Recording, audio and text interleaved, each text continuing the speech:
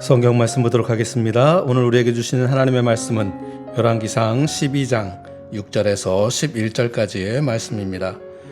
르호보암 왕이 그의 아버지 솔로몬의 생전에 그 앞에 모셨던 노인들과 의논하여 이르되 너희는 어떻게 충고하여 이 백성에게 대답하게 하겠느냐? 대답하여 이르되 왕이 만일 오늘 이 백성을 섬기는 자가 되어 그들을 섬기고 좋은 말로 대답하여 이르시면 그들이 영원히 왕의 종이 되리이다 하나 왕의 노인들이 자문하는 것을 버리고 자기 앞에 모셔있는 자기와 함께 자라난 어린 사람들과 의논하여 이르되 너희는 어떻게 자문하여 이 백성에게 대답하게 하겠느냐?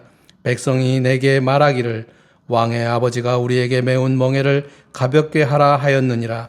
함께 자라난 소년들이 왕께 아뢰어 이르되 이 백성들이 왕께 아뢰기를 왕의 부친이 우리의 멍에를 무겁게 하였으나 왕은 우리를 위하여 가볍게 하라 하였은즉 왕은 대답하기를 내 새끼 손가락이 내 아버지의 허리보다 굵으니 내 아버지께서 너희에게 무거운 멍에를 매게 하였으나 이제 나는 너희의 멍에를 더욱 무겁게 할지라. 내 아버지는 채찍으로 너희를 징계하였으나 나는 전갈 채찍으로 너희를 징계하리라 하소서. 아멘. 할렐루야. 주님의 은혜와 평강이 저와 여러분의 삶 가운데 늘 충만하시기를 주님의 이름으로 축원합니다. 저는 텔레비전 프로그램 가운데 사극을 좋아합니다. 좋은 작품이 나오면 챙겨서 보곤 합니다. 사극 가운데서도 특히 정통 사극을 좋아하고 퓨전 사극 같은 건 별로 좋아하지 않습니다. 정통 사극은 실화를 바탕으로 해서 만든 것이기 때문에 현실감이 있어서 좋은데 이런 퓨전 사극은 다소 허무맹랑한 이야기로 인해서 흥미를 끌지는 모르겠지만 그러나 나중에 별 도움은 되지 못하는 것 같습니다. 이렇게 제가 사극을 좋아하는 이유는 그 속에 뭔가 배울 것이 있기 때문입니다. 사극에 나오는 과거의 이야기 속에는 사람들의 삶과 또 애환이 녹아있고 또 중요한 시기에 위기가 닥쳤을 때에 어떻게 해야 위기를 벗어날 수 있는지 그런 지혜를 제공해 주기도 합니다. 단재 신채호 선생님은 역사를 잊은 민족에게는 미래가 없다라는 말을 했습니다. 역사는 지나간 과거의 일인데 왜 역사를 잊은 민족에게는 미래가 없다라고 말했을까요? 그것은 과거에 지나간 역사를 통해서 미래를 볼 수 있는 눈을 제공해 주기 때문입니다. 역사는 사람들의 사는 이야기를 담고 있지요. 그러다 보니까 사람들의 이야기는 과거의 사람이나 현재의 사람이나 그리고 앞으로의 미래의 사람이나 모두 다 똑같은 그런 성향을 가지고 있기 때문에 그런 사람들의 사는 이야기를 담은 역사는 반복되는 그런 특성을 가지고 있습니다. 그래서 어떤 문제가 생겼을 때에 역사를 배우고 역사를 이해하면 그 문제에 대한 해결 방법을 과거의 선조들이 했던 것 중에서 좋은 방법을 찾아서 그대로 하면 틀림없이 문제를 잘 해결할 수 있게 되는 것입니다. 그래서 역사를 잘 연구하면 오늘 우리의 시대의 문제도 해결할 수 있는 그런 방법을 분명히 발견할 수 있게 되는 것입니다. 이러한 역사에 대해서 지구상에서 가장 잘 교육하는 나라가 있는데 바로 이스라엘 민족입니다. 그들은 끊임없이 역사를 그들의 후손들에게 가르칩니다. 특별히 과거 하나님께서 이스라엘 백성들에게 행하셨던 일들을 잊지 말 것을 강조하면서 그것을 성경책을 통해서 또 탈무드로 그리고 장로들의 잠언으로 그리고 기타 등등의 방법으로 부모들은 그들의 자녀들에게 끊임없이 과거를 가르치고 있습니다. 그렇게 교육받은 이스라엘 민족이 위기가 다가왔을 때 어떻게 하겠습니까? 그들은 빠르게 과거에서 해답을 찾고 그 방법대로 실천하기 때문에 빠르게 위기를 이겨낼 수 있었던 것입니다. 오늘날 세계 많은 나라들 가운데 이스라엘을 두려워하지 않는 나라가 없는 것은 그들이 바로 그런 역사를 기억하는 민족이기 때문에 또 과거 조상들의 잘못된 전철을 밟지 않기 위해서 그들이 계속해서 자신들의 삶을 책짓질하고 있기 때문입니다. 우리나라도 5,000년이 넘는 역사를 가지고 있습니다. 그 긴 역사 가운데 우리나라는 얼마나 많은 그런 외침을 받았고 얼마나 많은 고통을 받았습니까? 그동안 역사를 보면 우리 민족은 노론이니 소론이니 하면서 파당을 만들어서 서로 어떤 당리당략을 위해서 서로 쓸데없는 정쟁을 벌이다가 어려움을 자초한 일이 한두 번이 아니었습니다. 서로 파당을 만들어서 싸우다가도 외적이 쳐들어오면 싸움을 멈추고 한 마음으로 싸워야 되는데 그러지 않고 나라가 망하든 뭐 상관없이 여전히 당리당략을 위해서 싸우게 급급하다 보니까 나라가 위기에 처하게 되고 또 고스란히 그 피해는 누가 입죠? 백성들이 겪게 되는 것입니다. 그런데 안타까운 거는 지금도 그렇게 하고 있다는 거예요. 정치인들은 지금 코로나19로 인해서 국민들의 삶이 너무도 힘든데 당리당략을 앞세우면서 싸우는데 열심이고 국민들의 삶을 위한 민생 법안은 제대로 처리하지도 않고 서로가 어떤 것이 이득일까 하면서 주판화를 튕기고 있습니다. 참으로 뉴스를 볼 때마다 답답하지 않을 수가 없습니다. 그래서는 안 됩니다. 우리는 과거로부터 배워야 합니다. 결코 당리당략만을 앞세우면서 국민들을 어려운 상황으로 몰아가서는 안 됩니다. 그런 면에서 정치인들이 먼저 역사에 대한 공부를 많이 해야 할 줄로 믿습니다. 그렇게 힘들게 일궈놓은 우리들의 삶의 기반을 허무하게 무너뜨리는 일은 없어야 할 것입니다. 역사를 기록하는 건 중요합니다. 그래서 제대로 기록해야 합니다. 비록 잘못된 것이 있으면 솔직하게 잘못된 대로 잘못했다라고 기록을 해야 합니다. 그걸 숨기면 다음 세대들이 그걸 보면서 잘못된 길을 걸어갈 수도 있고 배울 것이 없게 되는 것입니다. 역사를 힘 있는 자들이 자기 마음대로 기록하면 어떻게 될까요? 잘못된 것, 나쁜 것도 좋은 것이 되는 것입니다. 그러면 어떤 일이 생기죠? 후대에 똑같은 상황이 올 때 그것이 옳고 좋은 줄 알고 그 길을 따라가게 되는 거예요. 그러면 어떻게 되죠? 그야말로 잘못된 길을 계속적으로 걷게 되는 것입니다. 저는 이웃나라 일본을 보면서 참으로 안타까움을 금치 못하는 것이 계속적으로 역사를 부인하고 자기들은 잘못한 것이 없고 자기들로 인해서 아시아가 번영할 수 있었다면서 과거에 대해서 부정하는 그런 모습을 볼 때면 참으로 불쌍한 민족이다라는 그런 생각이 듭니다. 결국 그런 모습으로 인해서 오히려 손가락질을 당하는 민족이 되는 것입니다. 그러나 독일을 한번 보십시오.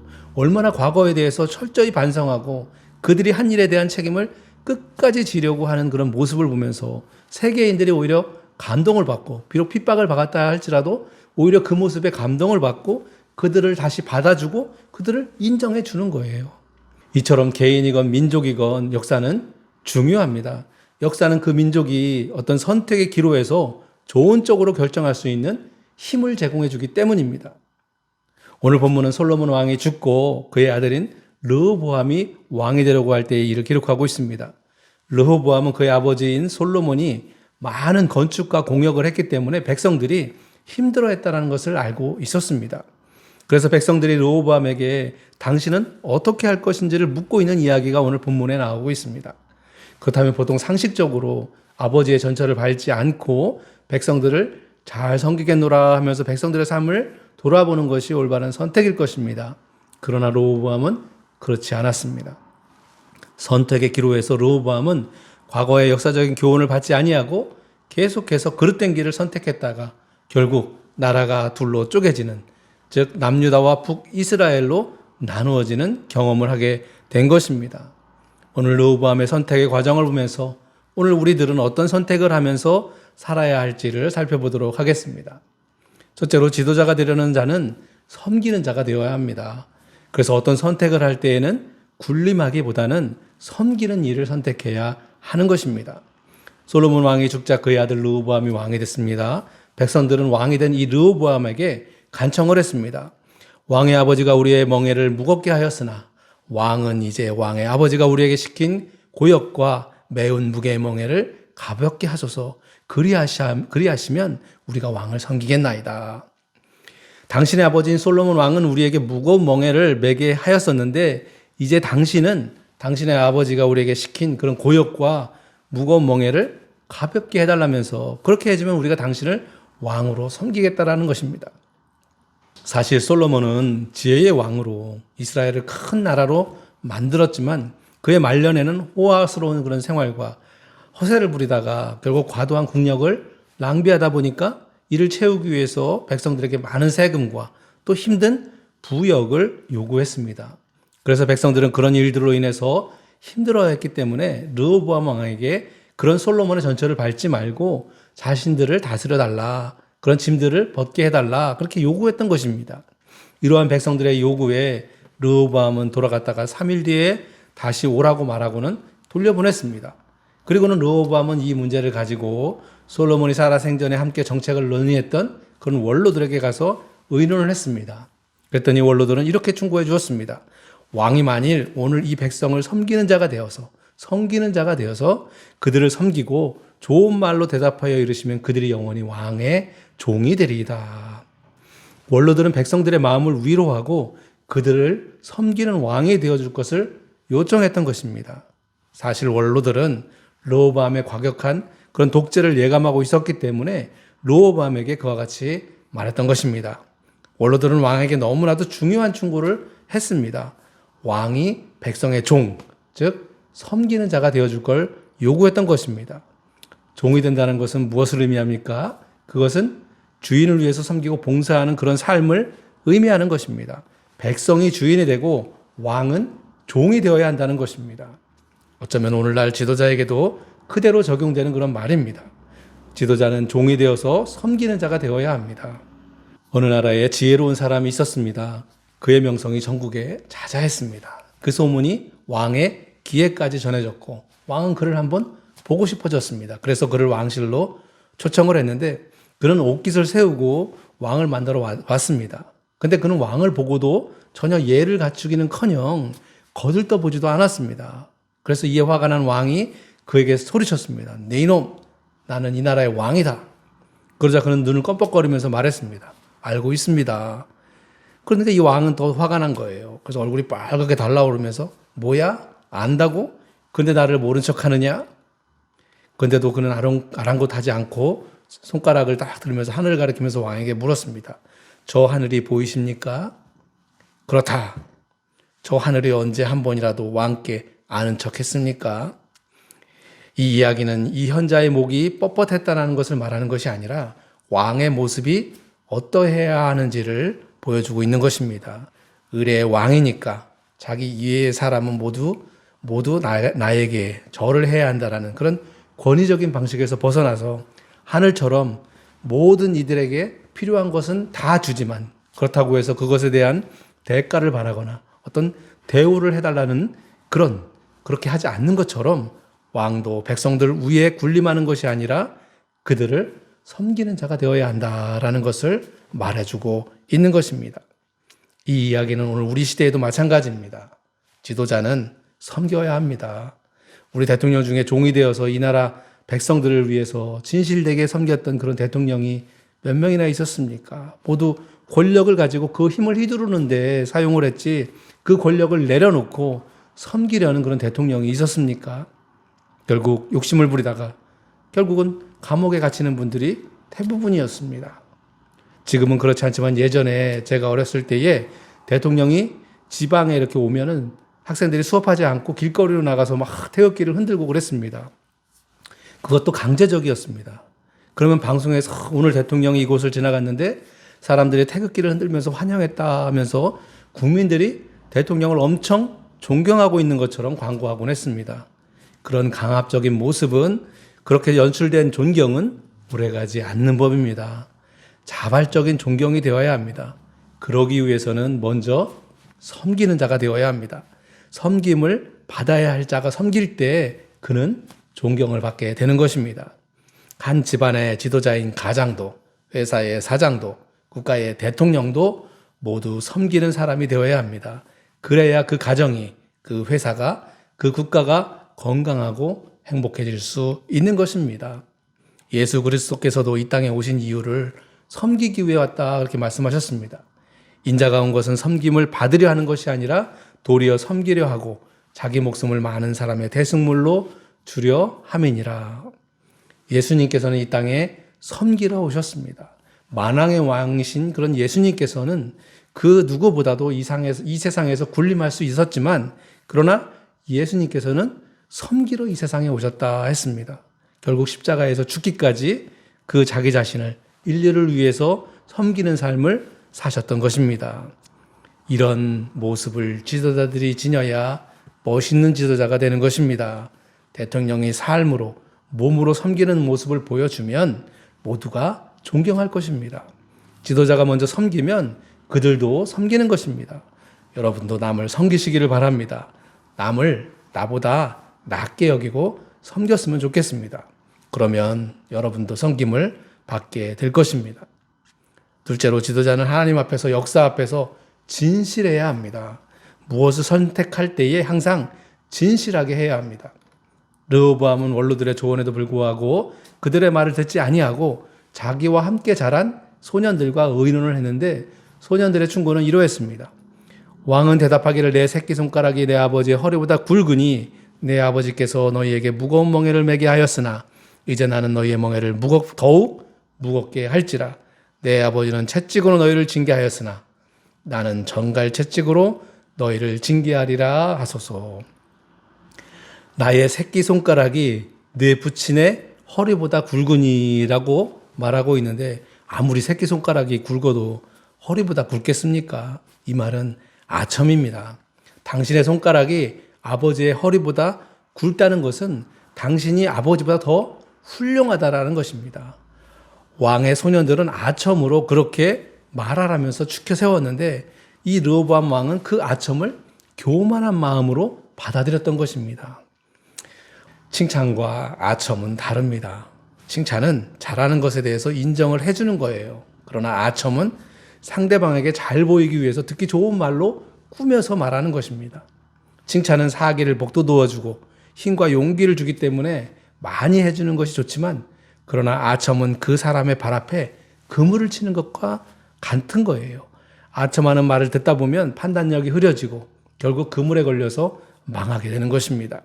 그렇기 때문에 지도자는 칭찬과 아첨을 구별할 줄 아는 그런 판단력이 있어야 할 줄로 믿습니다. 소년들은 르호보암에게 말합니다. 내 부친은 채찍으로 너희를 다스렸으나 나는 전갈로 너희를 다스리겠다라고 말하라고 말했습니다. 솔로몬이 채찍으로 다스렸다면 왕은 전갈로 다스리겠다라고 말하라는 것입니다. 전갈은 사막에 있는 맹독이 있는 벌레죠. 그것으로 다스리겠다라고 하니까 이게 말이 되겠습니까? 사실 이 말은 폭군 정치를 하겠다는 거죠. 이제 3일이 되어서 백성들이 다시 왔을 때 르호보암은 원로들의 조언을 무시하고 이 소년들의 가르침을 따라서 그렇게 말을 했습니다. 결국 어떻게 됐습니까? 이스라엘 백성들이 르호보암의 말을 따르지 않게 되었습니다. 르호보암이 아도니람이라는 사람을 보냈지만 그러나 화가 난 이스라엘 백성들이 그를 죽여버렸습니다. 그리고 후에 여로보암을 자신의 왕으로 삼아서 결국 남유다와 북이스라엘로 갈라지는 그런 분열의 역사가 시작된 것입니다. 한 나라의 지도자가 잘못하면 나라가 갈라지는 것입니다. 이러한 이스라엘 역사를 보면서 오늘 우리나라의 모습을 한번 생각해 보았습니다.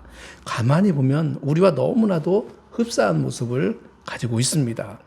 오늘 이 땅에 참다운 민주주의가 정착되기 위해서는 먼저 지도자가 변해야 합니다. 모두가 어렵다는 이 어려운 시기를 극복하기 위해서는 먼저 지도자가 변해야 하고 그런 변화된 그들의 삶의 모습을 국민들이 따를 수 있도록 말이 아니라 삶으로 보여주어야 할 때라고 생각합니다. 근데 정치 지도자들만 지도자가 아니라 우리들도 이 세상에서 어떤 지도자의 자리에 있는 그런 사람들입니다.